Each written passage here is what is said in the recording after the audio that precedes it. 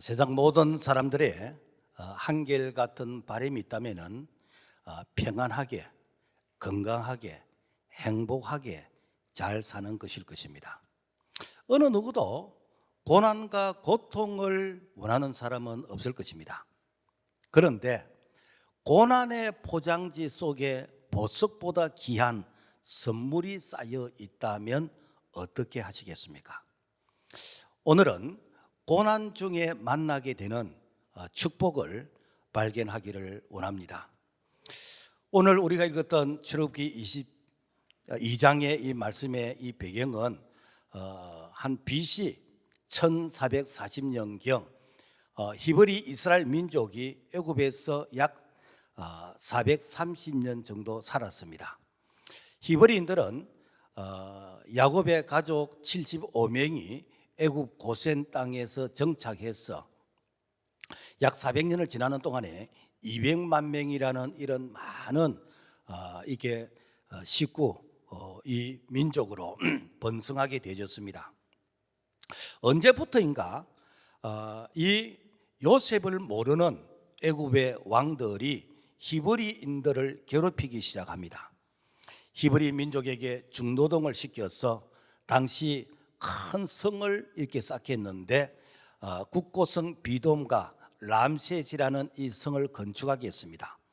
나중에 이 탄압이 심할 때는 이 백돌을 만드는 재료를 주지 않고 백돌의 양을 채우라고 이렇게 강조했습니다. 이때 고통을 호소했습니다. 출애굽기 2장 23절 이스라엘 자손은 고된 노동으로 말미암아 탄식하며 부르짖으니 부르짖는 소리가 하나님께 상달된지라. 남자에게는 그런 고통을 주었고 또 여자들에게는 앞으로 산모가 아이를 낳으면 남자아이는 다 죽이라. 혹시 살아있다 그러면 나일강에 다 버리라. 그 이유는 히브리 민족이 번성하여 나중에 애굽의 적대 세력으로서 애굽 나라의 이 가시 같은 그런 민족이 될까 싶어서 그래서 싹을 자르겠다라는 것입니다. 자, 그렇다면은 이스라엘 백성들에게 주어진 이 고통이 저주일까? 아니면은 축복의 시작 전주곡일까? 결과를 말씀드리면은 바로 축복이었다라는 것입니다. 출애굽기 2장 24절 하나님이 그들의 고통 소리를 들으시고 하나님이 아브라함과 이삭과 야곱에게 세운 그의 언약을 기억하사 히브리인들을 출애굽하게 하여서 약속의 땅 가나안 땅으로 가도록 하셨다는 것입니다. 여기서 우리가 한번 유추해 볼 것은 만약에 히브리 민족을 좋아하는 애굽 왕이 계속 집권해서 히브리 민족에게 호의적인 그런 정책을 베풀었다면 어떻게 됐을까? 아마 400년 동안 애굽 사람들과 섞여서 결혼해서 혼혈 민족으로 살았을 것입니다. 그리고 아브라함의 후손이라는 그 민족성을 잃어버리고 여호와의 신앙을 잃어버렸을 것입니다. 그리고 애굽에서 잘 살지만은 애굽의 종교와 문화와 풍습에 적응하여서 그들이 출애굽을 원하지 않는, 그들이 약속의 땅 가나안 땅을 가는 것을 원하지 않았을 것입니다. 역사의 주관자 되신 하나님께서는 애굽의 악한 왕들을 세워서 애굽인과 히브리 민족을 분리시켰고 히브리 민족에게 고통을 주어서 그들이 현실에 안주하지 않고 그들이 이 소망의 땅, 약속의 땅, 가나안 땅을 바라보면서 살도록 그들에게 자극을 주었다라는 것입니다. 만약에 고통과 부르짖는 기도가 없는 평안한 이런 생활을 하는 가운데서 지도자 모세가 나타나서 자, 우리가 갈 곳은 약속의 땅 가나안 땅이다. 자, 우리가 이 출애굽을 떠나자라고 외쳤다면은 과연 몇 명이나 따라 이렇게 가겠습니까? 그런데 고통 중에 부르짖고 기도하고 하나님 도와주세요, 하나님 우리를 살려주세요. 하나님 우리가 갈 곳은 약속의 땅 가나안 땅이라고 했는데 하나님 우리를 도와주세요 라고 하면서 부르짖을 그때에 모세가 나타나니까 다 모세를 따라 나왔습니다. 여기서 우리는 영적 출애굽의 원리를 우리가 배울 수 있다라는 것입니다. 첫째, 고난에 대한 이해입니다. 덴마크 철학자 신학자였던 키에르 케고르는 이런 말을 했습니다. 나는 고통스럽다. 고로 나는 존재한다. 고통이 있다는 것은 살아있다는 증거예요. 여러분, 죽은 자는 누가 욕을 하든지 누가 밟고 지나가든지 탱크가 지나가도 전혀 고통을 호소하지 않습니다. 내가 오늘 고통을 느낀다는 것, 이것 자체가 내가 살아있다는 것이고 내가 존재하고 있다는 것입니다. 그렇다면 왜 인간에게 이런 고난이 있을까? 원래 우리 인류의 조상 아담과 하와가 살던 에덴 동산에는 고통이 없었습니다. 축복 그 자체였습니다. 창세기 1장 27절에서부터 31절까지 우리 같이 한번 읽어볼까요? 시작. 하나님이 자기 형상 곧 하나님의 형상대로 사람을 창조하시되 남자와 여자를 창조하시고 하나님이 그들에게 복을 주시며 하나님이 지으신 그 모든 것을 보시기에 심히 좋았더라. 하나님께서 하나님을 닮은 하나님의 형상과 모양으로 지음을 받은 이 아담과 하와가 범죄하기 전까지는 하나님 보시기 심히 좋았다 그랬습니다. 그리고 하나님이 복을 주시면서 생육 번성 충만 정복 다스리는 그런 은혜를 누리게 되어졌습니다. 그런데 고통의 시작은 아담과 하와가 하나님의 말씀대로 순종하며 살 때는 이 에덴 동산이 축복의 동산이었는데, 그런데 사탄의 유혹을 받아서 사탄의 말을 받아들이면서 죄가 들어오면서부터 어떻게 되는가? 그야말로 고통이 시작이 되어졌다라는 것입니다.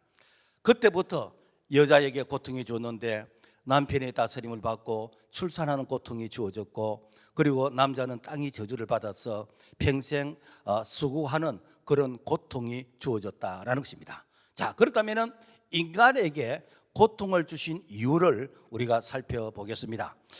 에가서 3장 33절 말씀 보면은 주께서 인생으로 고생하게 하시며 근심하게 하시면 본심이 아니시로다. 그 본래 하나님은 자기 백성이 뭐 질병과 고통과 그 다음에 어떤 실패와 이런 그 사건 사고를 겪는 것이 하나님 본심이 아니래요.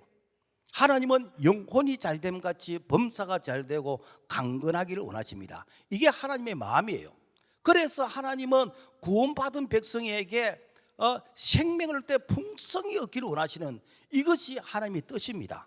그런데 우리에게 고통이 있다는 것은 이 고통을 통해서 본래 하나님이 창조하신 그 본래의 모습, 하나님께서 심히 좋았다고 했던 그 모습이 망가졌기 때문에, 오염됐기 때문에, 변질되었기 때문에, 타락됐기 때문에, 그래서 본래의 모습을 회복하도록 하는 여기에 목적이 있다는 거예요. 죄로 말미암아 망가진 하나님의 이 형상을 예수 그리스도를 통해서 다시 회복하도록, 그래서 우리를 부르셨다라는 것입니다. 그래서 고린도서 4장 4절 보면은 그리스도는 하나님의 형상이니라. 문제는 사탄이 내 안에 너무나 오랫동안 인본주의 문화, 그리고 타락한 습관과 이념과 사상을 내 안에 경건진으로서 마치 가마솥에 누룽지처럼 이렇게 붙어서 떨어지지 않는 거예요. 그래서 이 경건진이 내가 새 사람으로 사는 것을 방해하고 있습니다. 그래서 고린도서 10장 4절에 보면은 우리의 싸우는 무기는 육신에 속한 것이 아니요 오직 어떤 경건진도 무너뜨리는 하나님의 능력이라. 모든 이론을 무너뜨리고 무슨 얘기인가? 하나님은 내 안에 이 경건진의 껍질을 벗기기 위해서 고난이라는 이 도구, 고난이라는 이런 프로그램을 쓰신다는 거예요. 요즘은 우리가 이게 마트에 가서 쌀을 이렇게 사서 이렇게 밥을 짓고 합니다만은 옛날 방앗간이 생기기 그 전 옛날 그러니까 우리 할아버지들의 세대에는 어떻게 했을까? 그때는 벼를 절구통에 넣어가지고 찧었습니다. 그래서 뭐 절구통에 넣어서 찧으면은 그러면은 벼 껍질이 벗겨지면서 그러면서 이제 흰 쌀이 만들어지게 되어지는데, 하나님은 우리를 새 사람으로 만들기 위해서 절구통에 넣어서 찢습니다. 이게 무엇인가? 질병의 절구통, 사건과 사고의 절구통, 이 실패의 절구통, 절구통에 넣어서 나에게 단단한 옛사람의 껍질을 벗기기를 원하시는 거예요. 그래서 옛사람이 끼어지면은 그야말로 쏙살이 하얀 새 사람으로 변화되어져서, 그래서 이때부터 주님이 쓰시는, 주님이 축복하시는 그런 사람으로 변화되어진다라는 것입니다. 그래서 고린도서 10장 5절에 보면은 하나님 아는 것을 대적하여 높아진 것을 다 무너뜨리고 모든 생각을 사로잡아 그리스도에게 복종하니, 그 결국 고난은 무엇인가? 옛사람에서 새사람으로 변화되어 하나님의 말씀에 순종하게 하는 그런 과정이라는 것이죠. 그러므로 인간에게 고난이 없으면은 여러분, 내 잘난 맛에 교만하게 안 살겠습니까? 저주 중에 하나가 너무 일찍 성공하는 사람, 실패 없이 성공한 사람, 그리고 내가 이렇게 땀 흘려서 이렇게 취득하지 않고 부모의 재산에 의해서 내가 수고하지 않고 얻게 되지는 거, 여러분, 이것은요 축복이 아닙니다. 이것은 나에게 교만이 되는 것이고, 이것 때문에 하나님을 찾지 않는다라는 것입니다. 그래서 내가 이런 고난이 없으면 하나님을 찾지도 않고 회개하지도 않고 천국을 소망하지도 않고, 그야말로 축복 같지만은 사실은 여기가 조선이 하면서 그야말로 이 축복 같은 불행으로 살게 되어진다라는 것입니다. 영국 사람들이 이렇게 청어를 참 좋아한대요. 그런데 이 청어가 성질이 급해서 잡히면은요 금방 죽어버린대요. 그래서 대서양에서 이렇게 청어를 잡아서 영국의 수산시장까지 오는 과정에 거의가 다 이 청어가 죽는 거라. 그런데 어느 한 어부만 청어를 살려서 오는 거예요. 그러니까 살아있는 하루에 이 청어가 참 비싼 가격에 팔리는 것입니다. 그래서 옆에 있는 선장, 이 선원들이 도대체 이유가 뭐냐? 똑같이 어장에 가서 고기를 잡았는데 우리는 고기가 다 죽었고 당신네 배는 고기를 살려주는 이유가 뭐냐? 근데 그 이유를 뭐 그렇게 고상하게 설명하지 않는 거예요. 아주 간단하게 얘기하는 거예요. 뭔가 이 청어를 잡아서 청어를 수조 탱크에 넣어놓고 거기에 청어의 천적인 물메기를 한 2마리 넣어놓으면은 이 물메기가 청어를 한 2마리 정도 잡아먹고, 그 다음에 배가 불러서 이 청어의 뒷공문을 다니면서 윽 하면서 이렇게 이제 위협을 주는 거예요. 그러면 이 청어가 잡아먹히지 않기 위해서 자기 동료가 잡아먹힌 것을 봤기 때문에 밤새도록 금식하면서 부르짖고 기도하면서 일주일 동안 금식 기도하다가 이렇게 영국의 수산시장까지 이게 도착을 한다는 거 아닙니까? 청교도들이 하는 말이 있습니다. 고난은 변장된 축복이다. 겉으로 보면 힘들고 괴로운 것 같지만은 나중에 지나고 보면은 고난 때문에 하나님을 찾았고, 고난 때문에 내 영혼이 구원받았고, 고난 때문에 내가 은혜를 경험하게 되어진다라는 것입니다. 성경에서 위대하게 쓰임받은 인물들의 공통점은 다 고난의 터널을 통과했습니다. 모세는 80년이라는 고난의 터널을 통과했어요. 야곱은 20년을 통과해서 그래서 이스라엘의 12지파 이렇게 신정국가를 이루게 되어지는 시조가 되어졌고, 요셉은 13년이라는 고난을 통과해서 애굽의 국무총리가 되어졌고, 다윗은 그야말로 소년에서부터 시작해서 고난의 과정을 겪어서 이스라엘의 2대 왕이 되어졌다라는 것입니다. 그런데 고난이 없이 왕이 되었던 자가 있습니다. 누군가? 이스라엘의 초대왕 사울 왕입니다. 이 사울은 고난이 없이 그야말로 잘생기고 키도 크고 용모가 준수하고 그야말로 겉으로 볼 때 참 이게 인기가 있다 해가지고 왕이 되었는데 결과는 어떻게 되었는가? 그야말로 가장 비참한 그런 인생으로서 마무리를 하게 되어졌다라는 것입니다.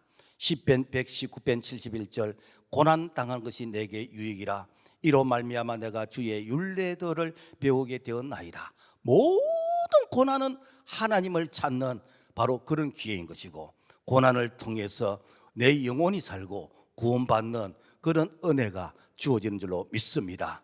자, 그렇다면은 고난 가운데서도 죄 때문에 오는 고난이 있어요. 죄 때문에. 사무엘하 11장부터 20장의 말씀 보면은 다윗에 대한 이야기가 나오는데 이 다윗이 참 이렇게 하나님 보시기에 이런 성실하고 그리고 이 참 정직한 그런 왕이 있는데 한 번은 이 다윗이 이렇게 전쟁에 다른 때는 자기가 전쟁에 나가서 나를 따르라 하면서 전쟁에서 이렇게 참 그 군인들 앞에서 몸은 보이는데 오늘따라 늦잠 자고 그리고 옥상에서 어슬렁 거슬리는데 저 멀리서 어떤 여자가 목욕을 하고 있는 거예요. 그래서 그 여자를 데려와서 이제 알아보게 되니까 자기의 신하 우리야라는 그런 아내였어요. 그래서 그 우리야의 그 신하의 아내 바세바를 자기가 범하게 되어졌습니다. 그리고는 이제는 완전 범죄로 해야 되니까 그래서 저 전쟁에서 싸우고 있는 그 남편을 불오게 해서 남편하고 이제 잠자리를 하게 권했는데 이 신하가 왕이시여 지금 내 동료가 전쟁에서 지금 싸움하고 있는데 내가 지금 아내하고 이렇게 편안한 밤을 보낼 수 있겠습니까? 나는 못하겠습니다. 그러니까 다윗이 생각이 들 안 되는 거예요. 그래서 어떻게 하는가? 편지를 써서 이 우리아를 저 전쟁의 최일선의 총알바지로 보내라. 그래서 전쟁의 최일선 총알바지로 죽었어요. 그리고는 이제 그 아내를 자기가 취했는데 여기서 태어난 아이를 하나님이 어떻게 하시는가? 죽여버렸습니다. 왜 죽이는가? 이것은 죄로 인해서 태어난 아이이기 때문에. 뿐만 아니라 이 다윗이 남의 아내를 빼앗았던 그런 죄가 나중에는 자기 아들 압살롬이 아버지의 후처를 이제는 빼앗게 되지는 그러면서 쿠데타를 일으켜서 아버지를 쫓아내고 그리고 그 후처를 백주의 대날에서 신하들이 보는 가운데서 이렇게 그야말로 간통하는 이런 수치를 경험하게 하는. 그러니까 다윗이 내가 뿌린 씨앗이구나, 내가 심은 재구나. 그러면서 다윗이 회개합니다. 시편 6편 6절 보면은 내가 탄식함으로 피곤하여 밤마다 눈물로 내 침상을 띄우며 내 요고를 적시나이다. 시편 51편을 보면은 내 눈물을 병에 담아 계수하게 하옵소서. 그러니까 회개의 눈물을 병에 담아서 그 병에 눈물이 가득할 정도로 회개했다는 거예요.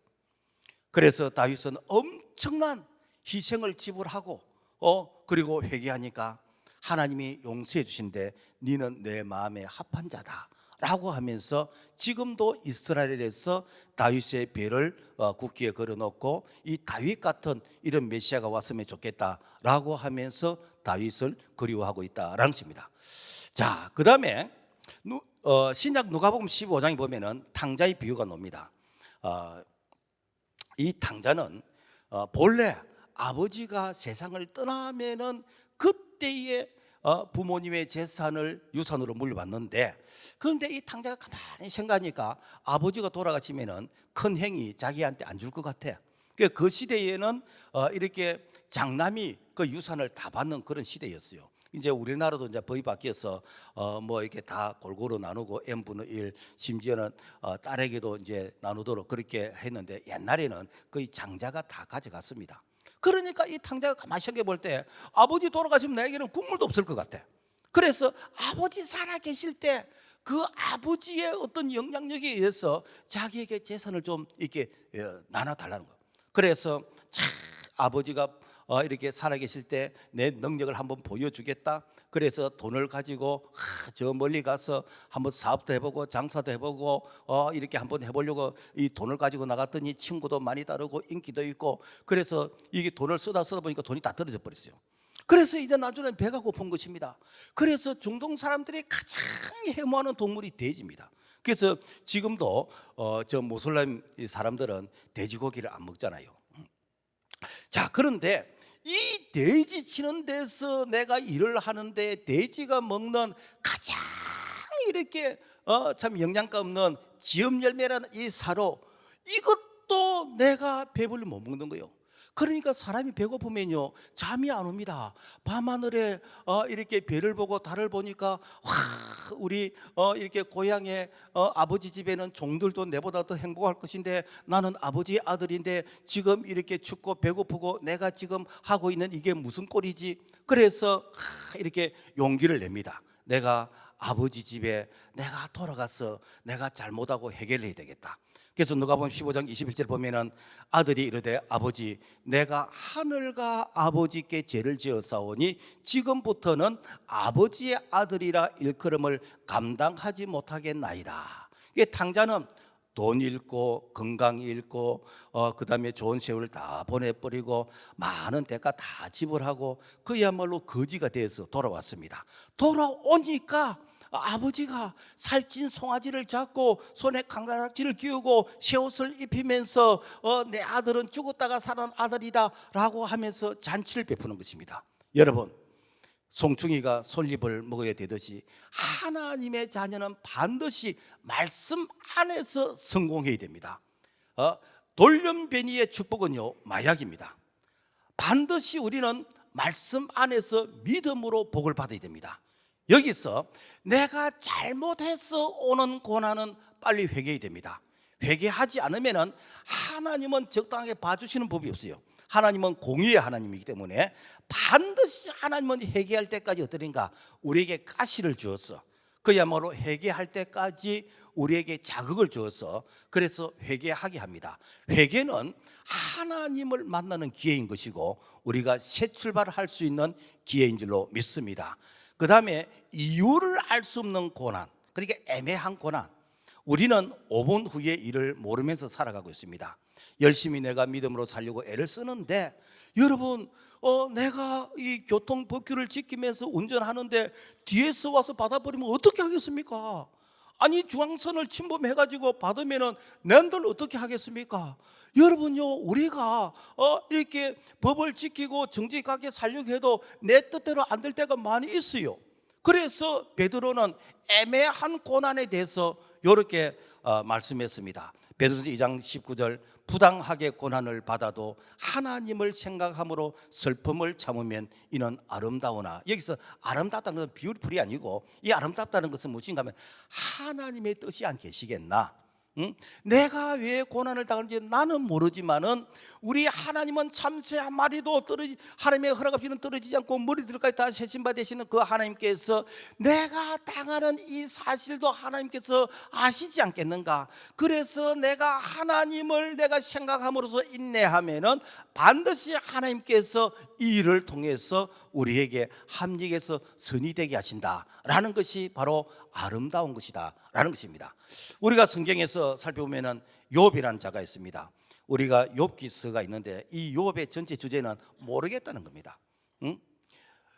왜 의인이 고난을 당하는지 모르겠다는 것입니다.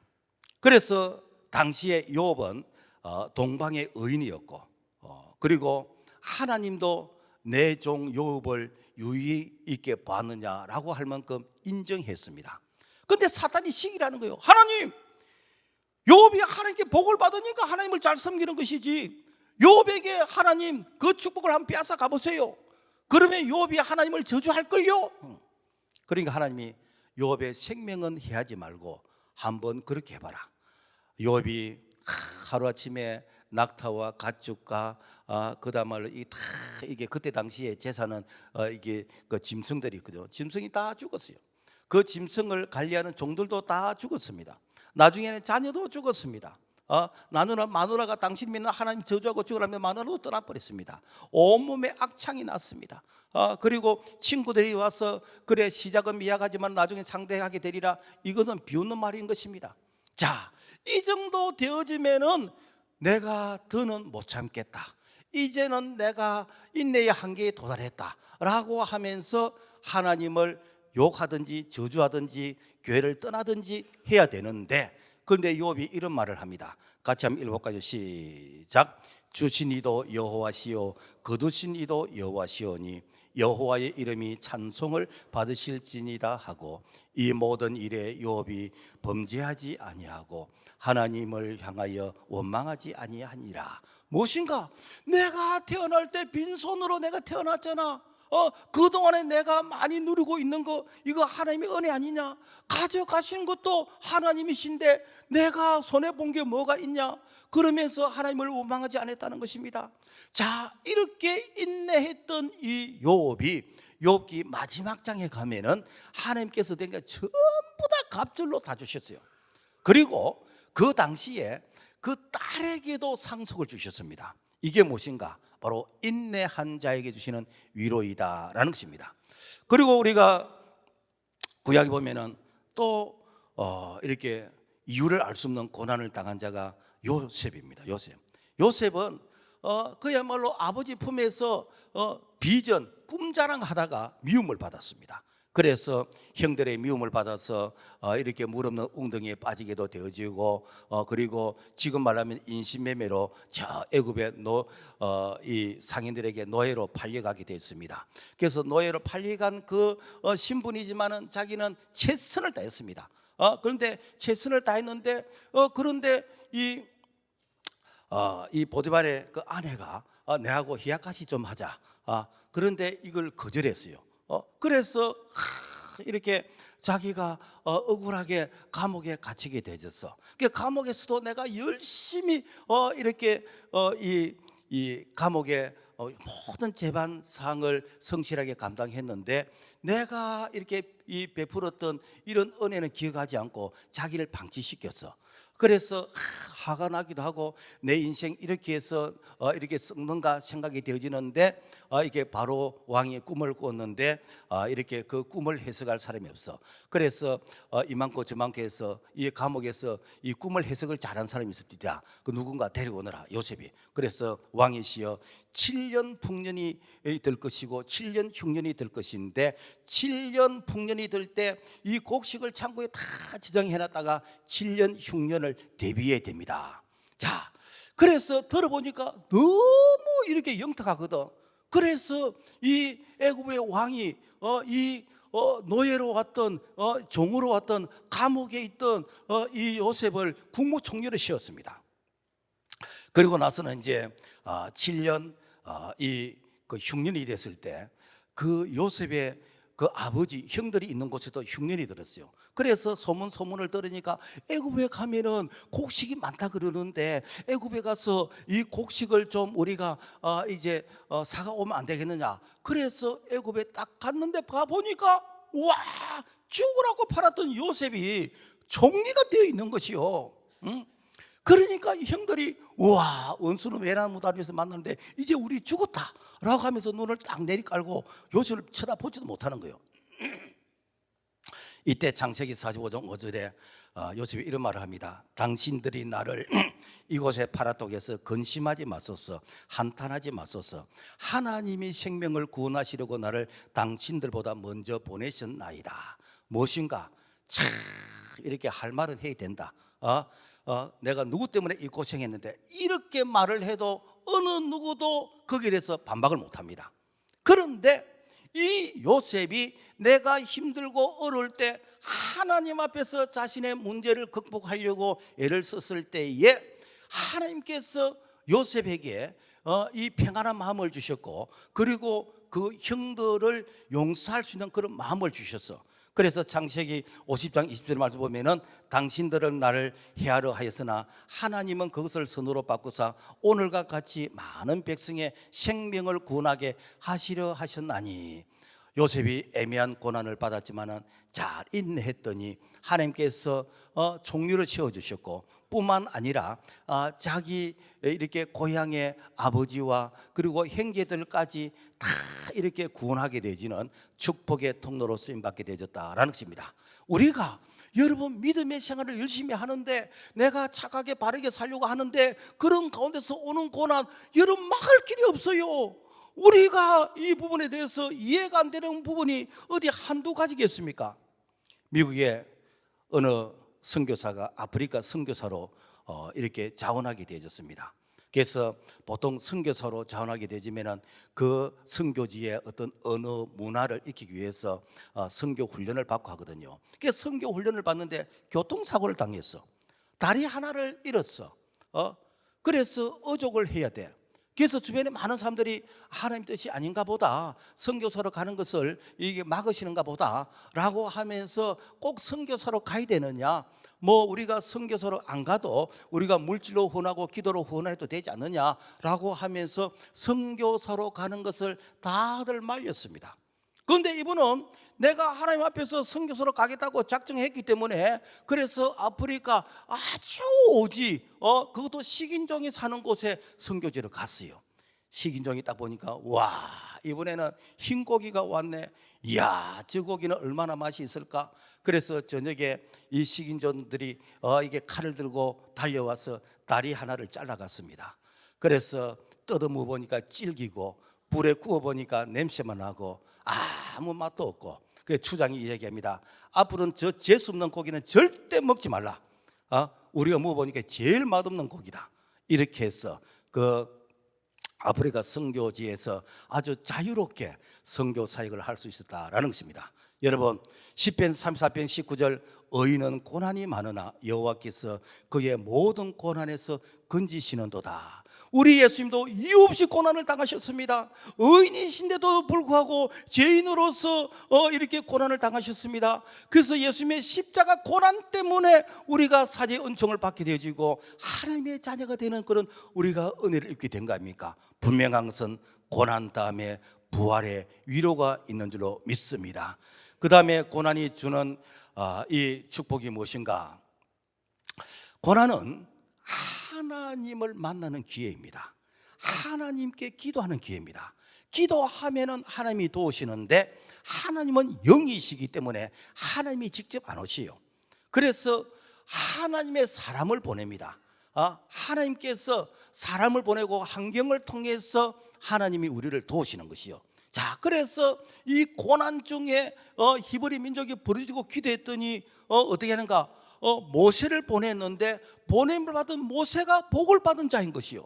출애굽기 3장 9절 이제 가라 이스라엘 자손의 부르짖음을 내게 이게 달하고 애굽 사람이 그들을 괴롭히는 학대도 내가 보았으니 이제 내가 너를 바로에게 보내어 너에게 내 백성 이스라엘 자손을 애굽에서 인도하여 내게 하리라. 자, 이스라엘 백성들이 하나님 도와주세요, 우리가 너무너무 힘듭니다 라고 하나님 도와달라고 했는데, 그런데 어떻게 되는가? 하나님이 이렇게 모세를 보내줬어요. 여러분, 이게 하나님께서 일하시는 원리입니다. 어떤 분이 물에 빠졌어요. 그래서 하나님 도와주세요 라고 했는데 하나님이 안 도와주시고 옆에 그 구명 그 라이플링 이 타이어 지금 생긴 거 있잖아요. 그걸 누가 던지는 거야. 시시하게 내가 하나님께 내가 도움을 구했는데 내가 라이플링 이거 잡고 내가 물에서 건져받게 안 잡았어요. 그게 점점 더 내려갔어요. 하나님 도와주세요 도와주세요 하니까 이게 보트가 와가지고 타라 그런 거야. 안 탔어요. 내가 하나님의 도움을 받아야 되는데 내가 보트 타고 내가 이렇게 물에서 건져받게 된가? 그러고 나서는 되는가? 저기 이제 낙동과 하구까지 이제 떠내려갔습니다. 하나님 도와주시려니까 헬리콥터가 털털털털 와가지고 이렇게 줄을 쫙 내리면서 이 줄을 잡으면은 이렇게 구조를 받는 거예요. 자기 안 잡았어요. 왜? 하나님이 도와주셔야 되는데 내가 헬리콥터에서 내가 구조를 받겠는가? 그래 어떻게니까 죽었습니다. 그래 하나님 앞에서 따졌습니다. 하나님, 내가 도와달라고 했는데 왜 하나님만 도와줬습니까? 내가 너를 도우기 위해서 내가 라이프링을 내가 너에게 던져주었고 내가 구명정을 주었고 내가 헬리콥터까지 보냈는데 너는 안 잡았다. 여러분요, 오늘 우리가 기도하면은 모세를 보내주십니다. 모세는 나이가 80세입니다. 기력이 약합니다. 말이 어눌합니다. 용기도 없습니다. 모세는 또 트라우마가 있어요. 애굽에 이 바로 왕 앞에서 자기가 쫓겨난 그런 상처의 트라우마가 있습니다. 그래서 모세는 하나님이 부르실 때 나는 아닙니다, 나는 아닙니다 라고 하면서 이렇게 사양 거절했습니다. 자, 그런데 자꾸만 이 모세가 거절하니까 하나님께서 화를 내시는 거예요. 누가 입을 지었느냐? 누가 손을 지었느냐? 네 손에 있는 것이 무엇이냐? 막대기인데요. 막대기를 던져봐라. 뱀이 되는 거예요. 다시 잡아봐라.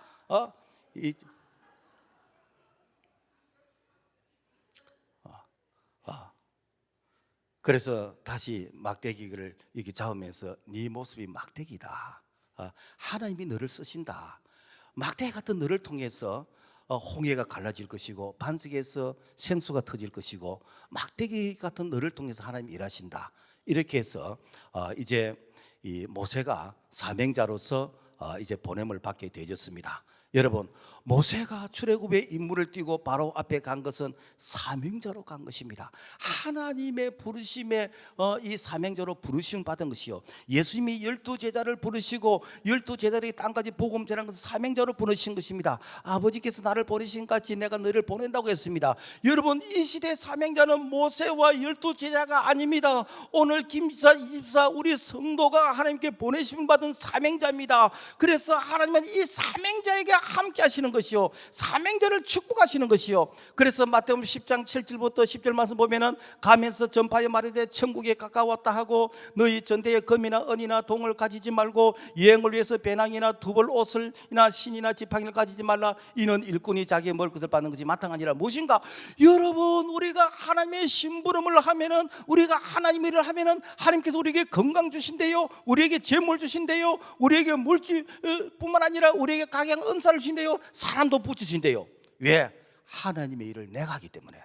그래서 여러분요, 오늘 우리 학생들이 그냥 공부 자체가 목적이 되면 안 됩니다. 내가 하나님의 일을 위해서, 정치, 경제, 사회, 문화 모든 영역에서 내가 하나님의 정의와 공의를 내가 실천하기 위해서 공부할 때 하나님이 그 일을 할 수 있도록 지혜를 주시고 하나님이 그 일을 할 수 있도록 도와주시는 것이요. 우리가 6.3 지방선거 있는데 그냥 단순히 내가 당선되는 게 그게 목적이 아니에요. 내가 이 땅에 하나님의 정의와 공의를 실현하기 위해서 내가 하나님의 입이 되고 싶고 하나님의 손발이 되고 싶습니다. 그할 때에 네가 그 일을 하라. 내가 너에게 뭘 도와줄까? 사람을 보내줄까? 내가 너에게 재물을 줄까? 건강을 줄까? 하나님이 지금도 사명자를 쓰신 줄로 믿습니다. 그리고 고난이 축복인 것은 출애굽을 이렇게 경험하게 한다는 거예요. 출애굽기 3장 18절 그들이 내 말을 들으니 너는 그들의 장로들과 함께 애굽 왕에게 이르기를 히브리 사람의 하나님 여호와께서 우리에게 임하셨은즉 우리가 우리 하나님 여호와께 제사를 드리려 하오니 사흘길쯤 강야로 가도록 허락하소서. 뭐진가?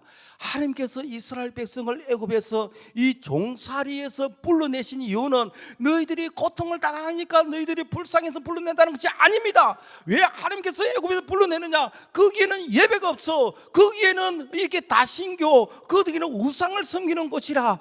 그래서 하나님께서 그들을 불러내서 광야에서, 광야교에서 예배드리도록 하기 위해서 불러내신다는 거예요.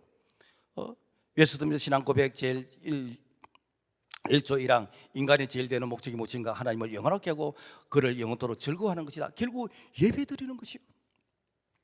애굽의 바로 왕은 예배를 방해합니다. 출애굽기 5장 4절 보면은 애굽 왕이 그들에게 이르되 모세와 아론아 너희가 어찌하여 백성의 노역을 시게 하느냐? 가서 너희의 노역이나 하라. 무엇인가? 등 따시고 배부르니까 너희들이 출애굽 하겠다 그러지.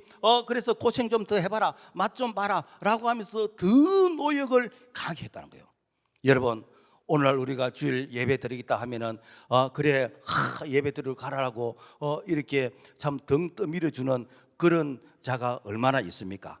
짱믿음의 가정이나 이렇게 불신자의 이런 가정에서는 뭐 하나님이 누구냐, 예수가 밥 먹여주냐, 내 주먹이나 믿어라 그러면서 예배를 방해합니다. 특히 교회 처음 오게 되어지면은 이 교회 갔더니 괜히 접촉 사고 나고 교회 갔더니 괜히 내가 이렇게 몸살이 나서 들어눕고. 여러분, 이게 무엇인가? 예배를 방해하는 것입니다. 출애굽을 해야 됩니다. 그래서 세상에서 이제 이 건짐을 받는 구원의 은혜를 경험해야 되는 것입니다. 그래서 요한복음 4장 23절 아버지께서는 자기에게 이렇게 예배한 자들을 찾으시느니라.